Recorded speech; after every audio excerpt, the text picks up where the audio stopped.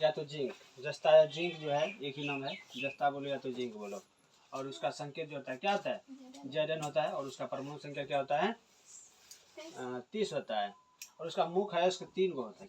कितना होता है, मुख है 3 होता है, जिसका नाम है क्या, जिंक ब्लेड और केलेमाइट और जिंकाइट। और इसमें जो है हम जो जस्ता का शुद्ध रूप प्राप्त करेंगे किससे करेंगे, जिंक ब्लेड से और केलेमाइट से।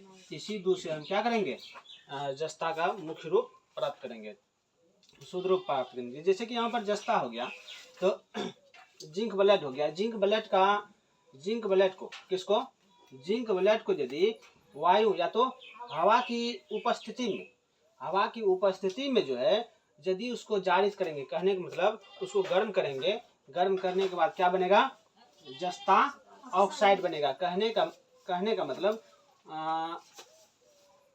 जिंकाइट बनेगा। क्या बनेगा, जिंकाइट, अर्थात क्या, जिंक ऑक्साइड। और जिसका जो कि है ZnS+O2, कहने का मतलब जिंक ब्लेड। और इसको जब ऑक्सीजन की अनुपस्थिति में क्या करेंगे, जब गर्म करेंगे तो क्या बनेगा, जस्ता ऑक्साइड। कहने का मतलब कौन सी, जिंकाइड बनेगा। और उसमें SO जो है मुक्त होगा गैस।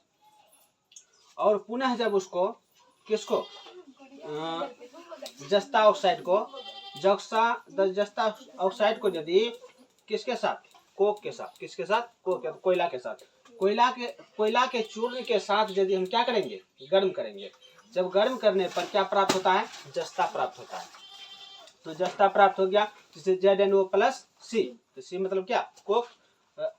उसको जब गर्म करते हैं तो क्या बनता है, Zn+CO2 करने के लिए कार्बन डाइऑक्साइड गैस क्या होता है, मुक्त होता है।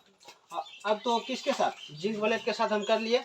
और फिर से हम क्या किसके साथ करेंगे, केलेमाइट के साथ।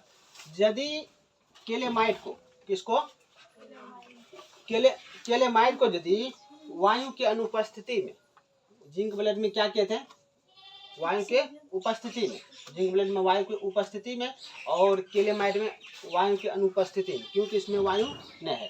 तो वायु की अनुपस्थिति में यदि इसको क्या करेंगे, गर्म करेंगे, तो किसको, केलेमाइट को, तो क्या प्राप्त होता है, जिंकाइट, या तो उसका दूसरा नाम कौन सी, जस्ता ऑक्साइड।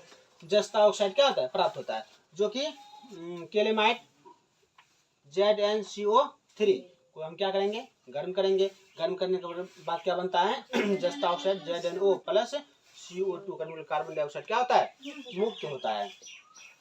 पुनः जब उसको जस्ता ऑक्साइड को यदि कोक के चूर्ण के साथ क्या करेंगे, गर्म करेंगे।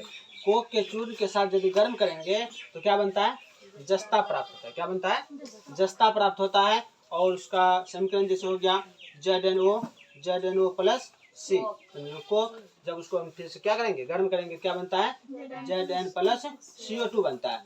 अब जो है यहाँ जो प्राप्त हुआ यह मुख्य रूप से शुद्ध जस्ता प्राप्त नहीं हुआ। तो शुद्ध रूप से नहीं प्राप्त हुआ तो इसको हम क्या करेंगे, विद्युत अवघटन करेंगे। विद्युत अवघटन करके इसका हम शुद्ध रूप प्राप्त करेंगे। सिर्फ इसमें विद्युत अवघटन करेंगे और यह शुद्ध रूप आ जाएगा। बस हो गया।